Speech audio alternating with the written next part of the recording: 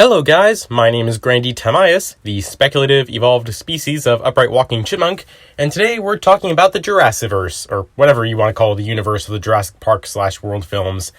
Anyway, Jurassic World Dominion seems to be putting a lot of emphasis on certain new species, including the massively oversized Quetzalcoatlus, seriously, that thing is like the size of Rodan, the Nasutoceratops, my favorite ceratopsian, and the subject of today's video, the Giganotosaurus.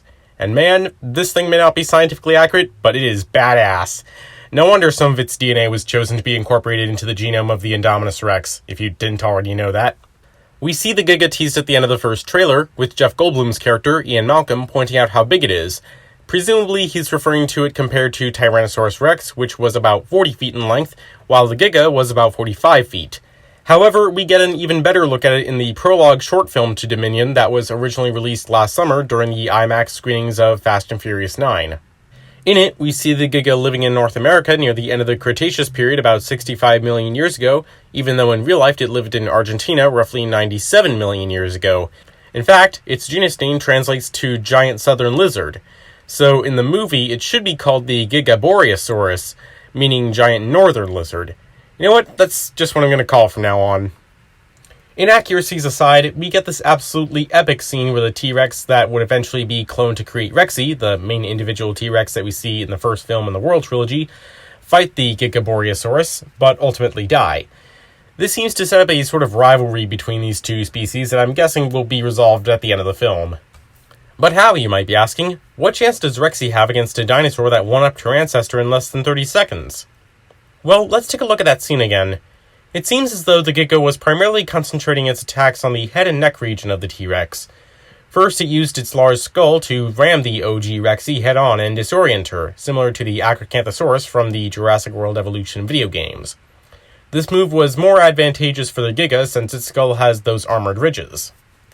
Then we see the Giga's foot almost fall off the crumbling riverbank that they're on, and I want you to keep this in mind.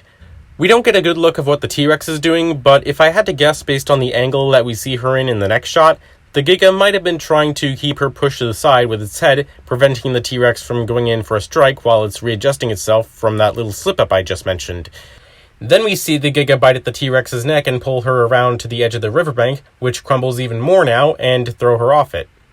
And you've got to remember, these animals were very top-heavy, so throwing a 7-ton T-Rex, even from a height of 20 feet, is still going to cause a lot of internal trauma, and that may have been what ultimately killed her, if that bite to the throat didn't already crush her windpipe or sever an artery.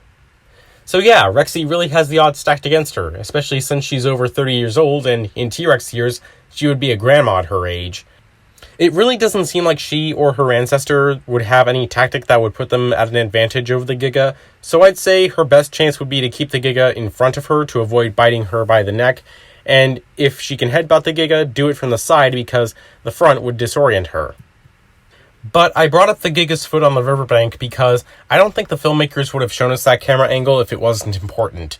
So I think that this is supposed to be some kind of foreshadowing, like maybe at the end of the movie, Rexy and the new Giga will fight on another riverbank in this forest while the humans escape or try to stop the film's main conflict, and in the end, Rexy kills the Giga by causing it to drop into a river. Then she does her iconic roar, humans find a new status quo, ending narration, and roll credits. Honestly, I hope Rexy wins. I am loving the Giga and all, but Rexy is the only dinosaur left from the original 1993 park, and she just symbolizes so much with that. And I don't think that they're going to pull a Jurassic Park 3 again where they try and make their new predatory dinosaur more popular than the T-Rex, which is already the most popular dinosaur without the Jurassic franchise.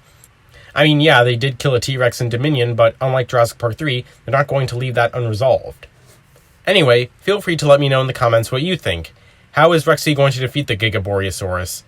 Don't forget that you're also welcome to leave a like and subscribe, and doing so will let me know if you want more Jurassic-related videos like this.